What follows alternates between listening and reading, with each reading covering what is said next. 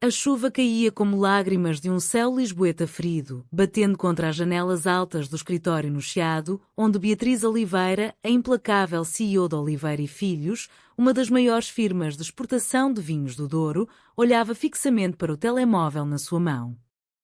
O ecrã iluminava o seu rosto pálido, marcado por noites insones e decisões que valiam milhões. Mas naquela noite de outono, o que a paralisava não era um contrato falhado ou uma crise no mercado, mas uma mensagem simples de Ana: não aguento mais guardar isto. Encontra-me no mirador da Senhora do Monte. Agora. O coração de Beatriz acelerou como o elétrico 28 subindo a colina íngreme de Alfama, e sem pensar duas vezes, ela agarrou o casaco de lã vermelha, herança da avó minhota, e saiu porta fora, ignorando o olhar interrogador da sua secretária. O que Ana não sabia era que, por trás da fachada de ferro da CEO, Beatriz guardava um segredo que podia derrubar impérios. O amor que fervilhava por ela há anos, um crush escondido como o vinho envelhecido nas caves de Vila Nova de Gaia, pronto para explodir e manchar tudo de vermelho. Beatriz desceu as escadarias de pedra molhada, o ar carregado do cheiro a castanhas assadas dos vendedores ambulantes e do sal do Tejo que se infiltrava nas ruas estreitas. Lisboa, a cidade das sete colinas, parecia conspirar contra ela naquela noite. O elétrico rangeu ao passar, e quando como um lamento de fado, e as luzes dos lampiões tremeluziam como velas em procissão. Ela subiu a pé até ao miradouro, os saltos e quando no empedrado irregular, o coração martelando mais forte que o sino da sé de Lisboa ao longe. Ana estava lá, de costas para o horizonte, o cabelo castanho ondulado dançando ao vento, vestida com um jale de lã bordado à mão, daqueles que as avós alentejanas tecem em noites de inverno. Ela virava-se devagar, os olhos verdes como as vinhas do Douro cheios de uma dor que Beatriz reconhecia demasiado bem, a dor de amar em silêncio. Beatriz. Eu vi-te hoje no escritório, com ela. A tua noiva, a Catarina. Vocês pareciam tão felizes no jantar de negócios. Por que me mandaste aquela mensagem ontem? Penso em ti o dia todo. Era só pena? Ou é mais um dos teus jogos de poder? A voz de Ana tremia, cortando o ar como navalha de um toureiro em Évora. Beatriz sentiu o chão abrir-se sob os pés, como se o terremoto de 1755 tivesse regressado. Catarina? A noiva arranjada pela família, um casamento de conveniência para unir duas dinastias vinícolas, nada mais que um contrato em papel perfumado com lavanda do Alentejo. Mas Ana, a sua Ana, a designer gráfica freelance que contratara há 2 anos para as campanhas da empresa, a mulher que partilhava com ela tardes de pastel de nata na pastelaria de Belém e conversas sobre os poetas de Sá Carneiro sob as estrelas de Sintra, ela interpretara tudo errado. O crush escondido de Beatriz, alimentada em segredo durante noites em que sonhava com os lábios de Ana ao invés das mãos frias de Catarina, explodira agora num mal-entendido que podia destruir tudo. Não, Ana, não é isso. Catarina é um erro, um dever familiar. O meu coração está aqui, contigo, desde o dia em que te vi desenhar aquele rótulo para o nosso vinho do Porto, com as curvas suaves como as tuas mãos. Beatriz avançou, as palavras saindo em torrente, como Douro em cheia após as chuvas. Pegou nas mãos de Ana, frias e trêmulas, e sentiu o mundo parar. O Tejo lá embaixo brilhava sob as luzes da ponte 25 de Abril, as gaivotas gritavam como almas penadas, e o fado de um cantor de rua subia da graça, lamentando amores impossíveis. Ana recuou um passo, os olhos enchendo-se de lágrimas que rivalizavam com a chuva. Então por que escondes-me? Por que finges que sou só uma colaboradora?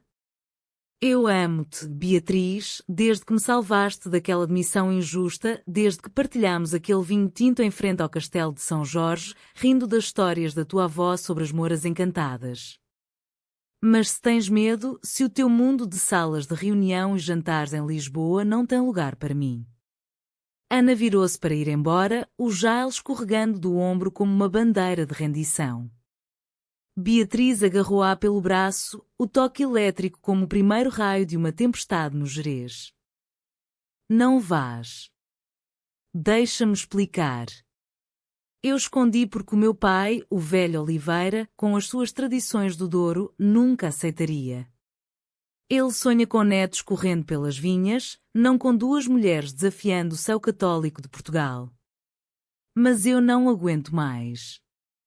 Ama-me como eu te amo, Ana, e eu largarei tudo, a empresa, o nome, o peso da família.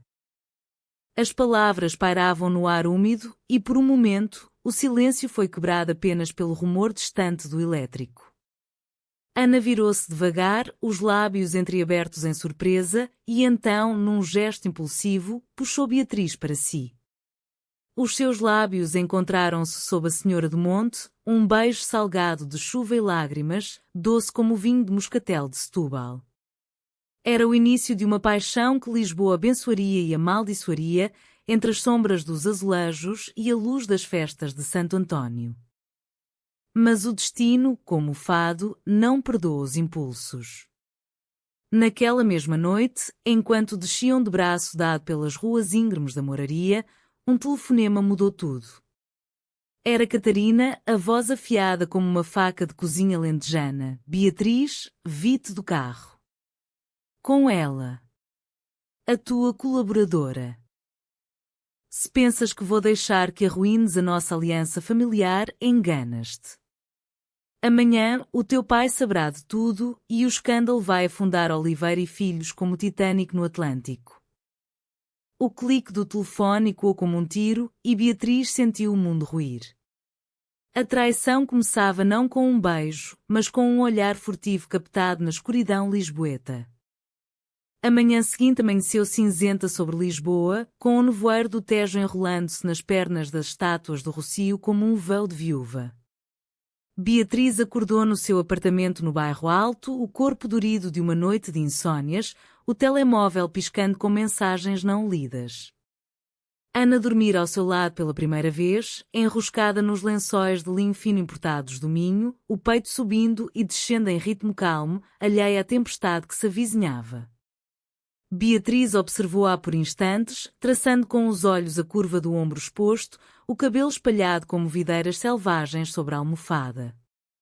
Era um amor puro, nascido das pequenas coisas. As tardes em que Ana a convencia a abandonar o escritório para um passeio pelo Jardim Botânico de Lisboa, onde as flores tropicais sussurravam segredos de Camões, ou as noites em que, após um concerto de fado na Casa de Linhares, Ana recitava versos de Florbela Espanca sobre desejos femininos proibidos. Os olhos brilhando como as luzes dos barcos no cais do Sodré. Mas o dever chamava, implacável como o sino da igreja de São Roque. Beatriz vestiu-se em silêncio, saia lápis preta, blusa de seda branca, o colar de pérolas da mãe que simbolizava o peso da linhagem Oliveira e desceu as escadas de madeira rangente, parando na cozinha para preparar um pequeno almoço à portuguesa, pão de mafra com queijo da Serra da Estrela e uma chávena de café forte, preto como o Porto Vintage. Deixou uma nota para Ana, volta ao meio-dia. Não saias sem mim. B. Era uma promessa frágil, tecida com fios de esperança e medo. No escritório, o ar cheirava a café queimado e papéis velhos, as paredes forradas de fotografias antigas das vinhas do Douro, onde o pai de Beatriz, Manuel Oliveira, ainda reinava como um patriarca de novela de ouro. Ele esperava-a na sala de reuniões, o rosto enrugado como casca de sobreiro, os olhos cinzentos faiscando de fúria. Catarina estava ao lado dele, impecável num vestido azul marinho que evocava o oceano da costa da Caparica, os lábios pintados de um vermelho acusador. Beatriz, minha filha, o que é isto que ouço? Uma devassidão no Miradouro? Com uma mulher qualquer? Nós somos Oliveiras, sangue do Douro, guardiões da tradição desde que o Marquês de Pombal reconstruiu esta nação após o terremoto. Como ousas manchar o nome?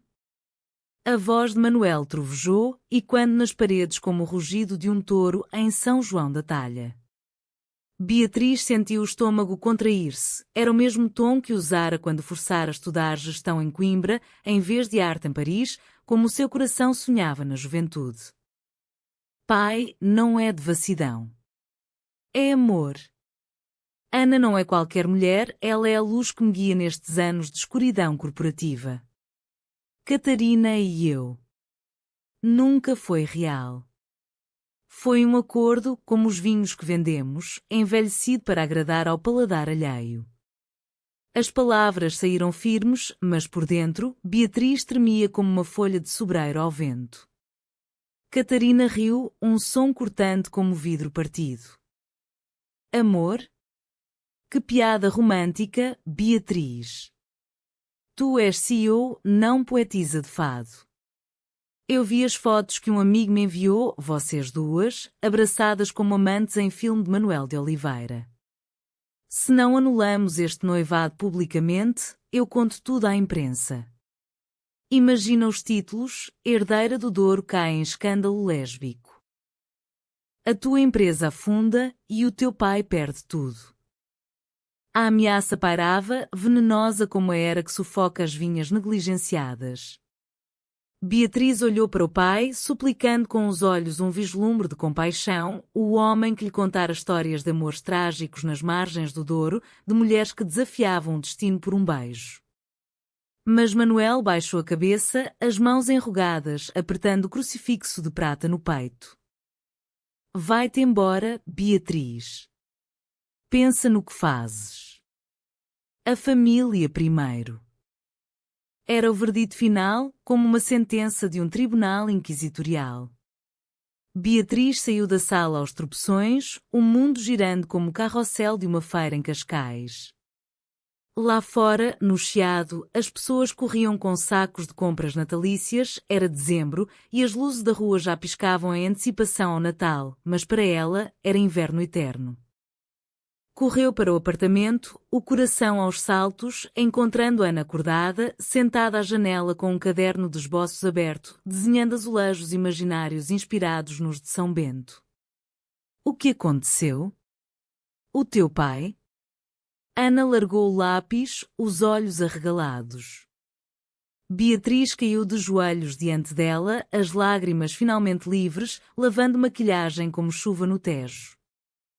Tudo desabou, Ana. Catarina traiu-nos, contou ao meu pai. Ele quer que eu escolha a família ou tu. Mas eu escolho-te a ti. Fugimos?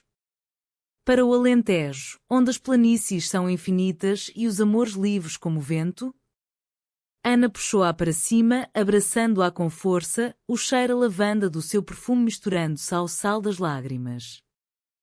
Não fujamos como criminosas. Luta, Beatriz. Pelo nosso amor, pela Lisboa que nos viu nascer. Eu tenho uma exposição amanhã na Galeria do Carmo. Vem comigo, mostra ao mundo quem és. Era um plano arriscado, como dançar o fado sem rede, mas neles nascia uma faísca de rebeldia, tecida com as fibras da alma portuguesa, resiliente, apaixonada, humana. Enquanto o dia escorria para o entardecer, Beatriz e Ana preparavam-se para a batalha. Caminharam de mãos dadas pelo bairro alto, ignorando os olhares curiosos dos turistas que fotografavam as portas de cores vivas. Pararam numa tasca escondida, onde um copo de ginginha vermelha aqueceu as veias frias de Beatriz. Lembra-te da minha avó, a Dona Rosa, que cantava fado em segredo durante a ditadura? Ela dizia, o amor é como o vinho, quanto mais apertado, mais forte explode. Ana sorriu, beijando-lhe a testa. Mas no fundo, o medo roía, e se o mal-entendido se tornasse irreversível? E se a traição de Catarina levasse a uma rejeição familiar que partisse corações para sempre?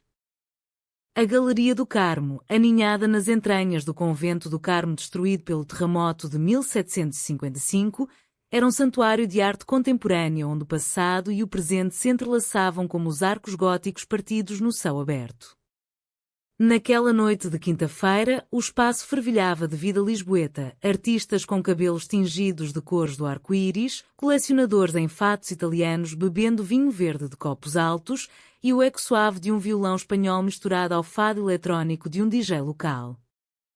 Ana, no centro de tudo, usava um vestido longo de chifão verde-oliva que evocava as oliveiras do Alentejo, os cabelos presos num coque solto adornado com uma flor de laranjeira fresca, símbolo de amores eternos em Portugal. As suas pinturas, explosões de cor sobre tela inspiradas nas curvas do Tejo e nos padrões de azulejos de Mafra, atraíam olhares admirados.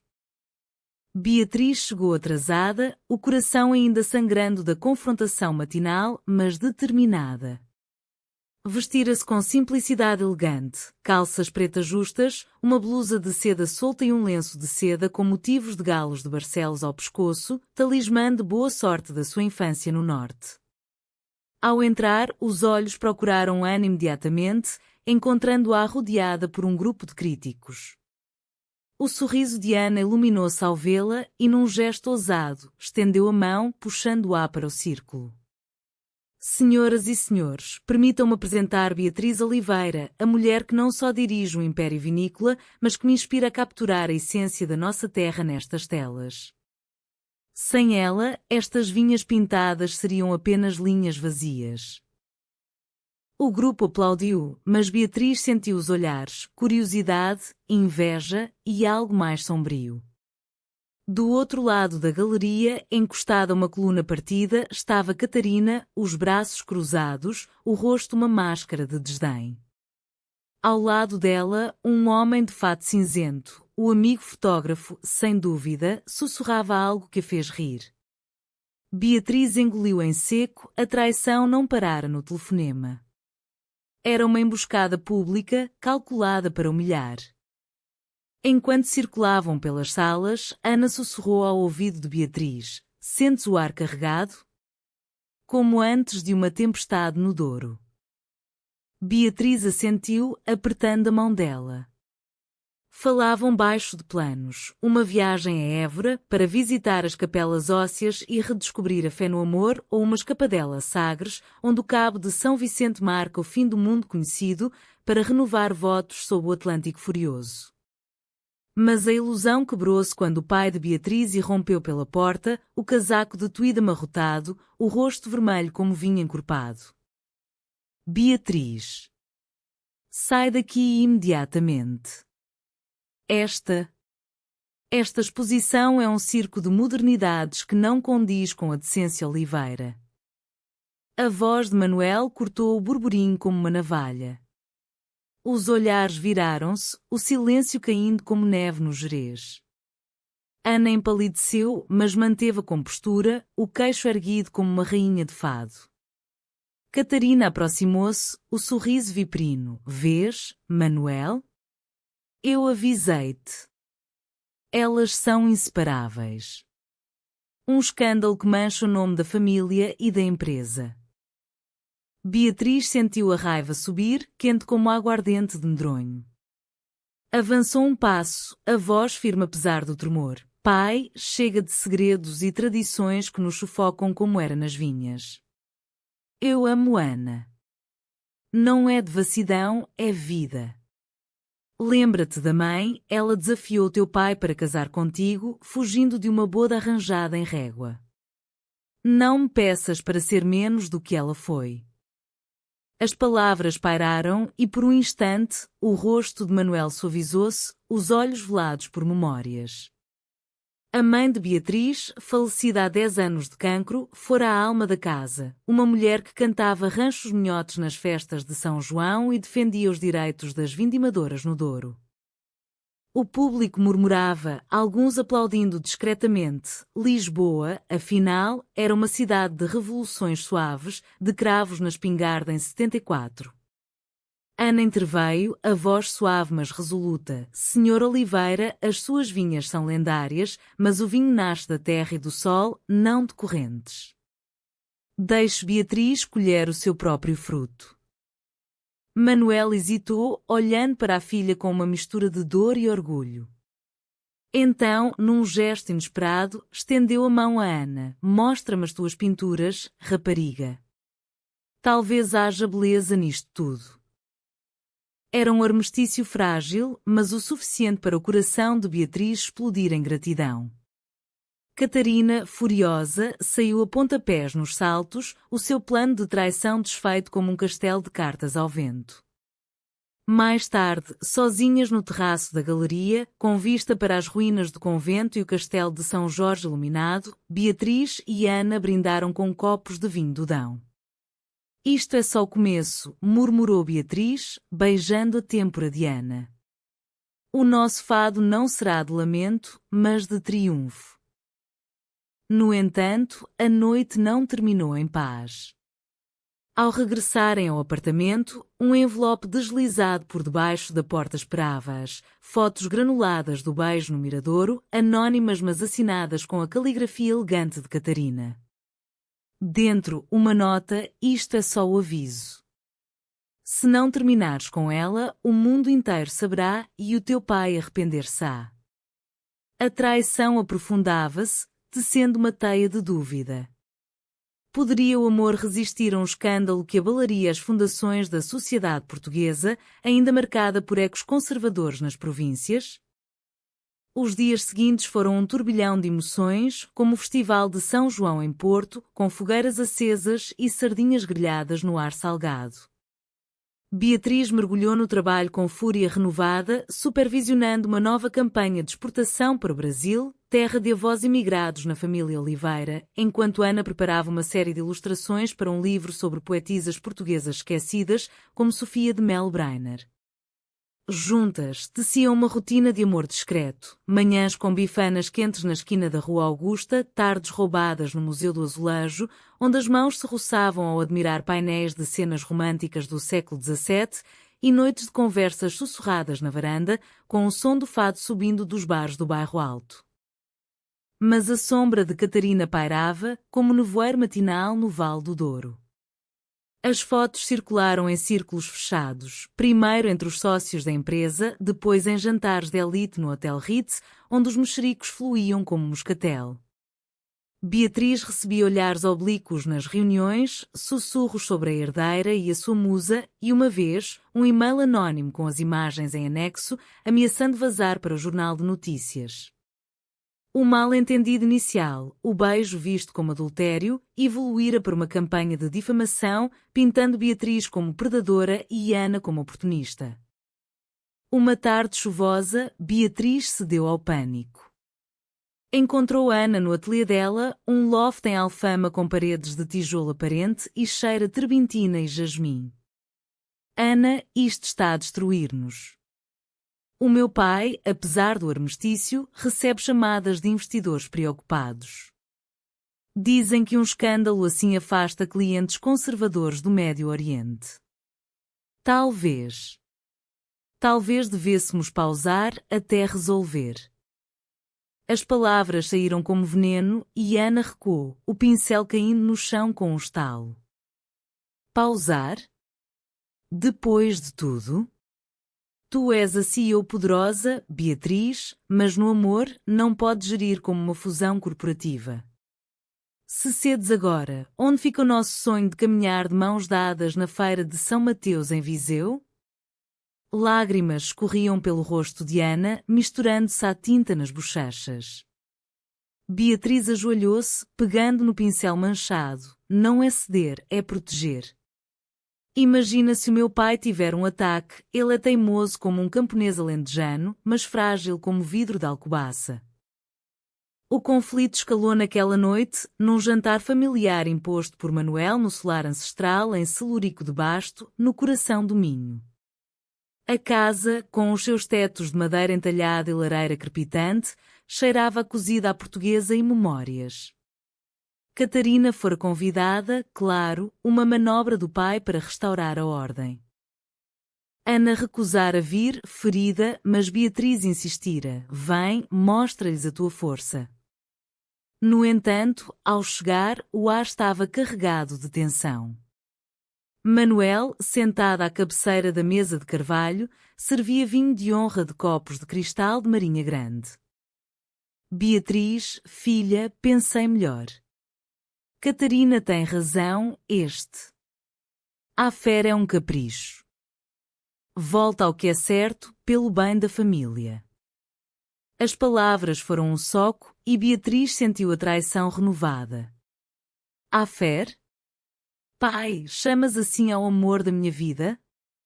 Ana é mais família que qualquer contrato. Catarina sorriu por trás do copo. Amor? Ou manipulação? Eu tenho provas, Manuel, mensagens, fotos.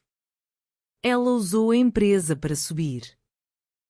Ana, que chegara discretamente, ouviu da porta. Entrou como uma fada vingadora, o vestido de veludo negro contrastando com a palidez. Provas? Mentiras, Catarina. Eu amo Beatriz pelo que ela é, não pelo que tem. Vocês, com as vossas tradições sufocantes, esquecem que Portugal é terra de descobridores, de amores que navegam além do horizonte.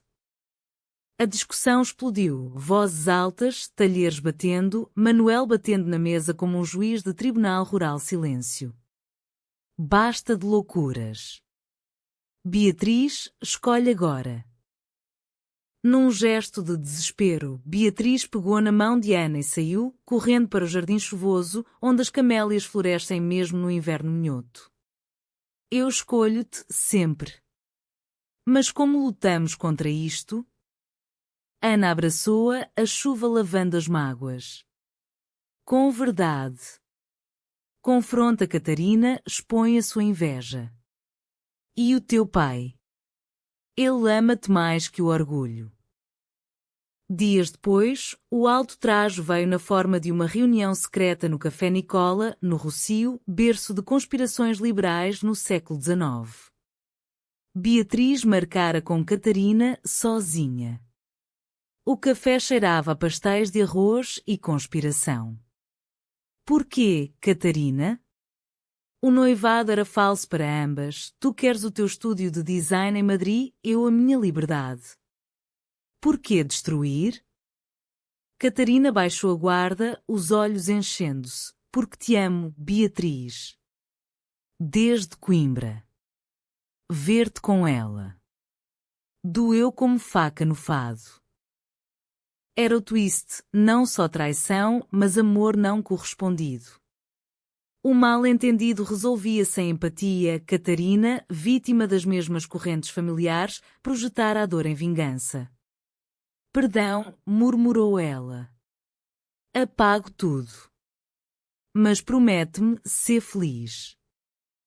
Beatriz assentiu, um peso levantando-se como nevoeiro ao sol.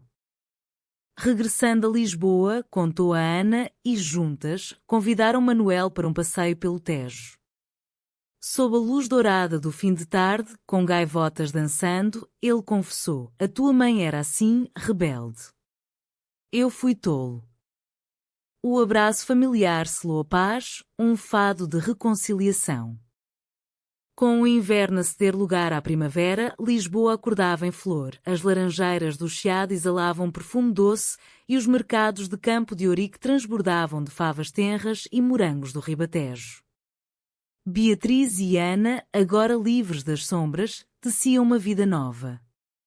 A empresa Oliveira e Filhos lançava uma linha de vinhos Amor Proibido, rótulos desenhados por Ana com curvas inspiradas em versos de Fernando Pessoa, Amar é dar o que não se tem, e as vendas explodiram, especialmente entre a diáspora portuguesa no Canadá e Austrália.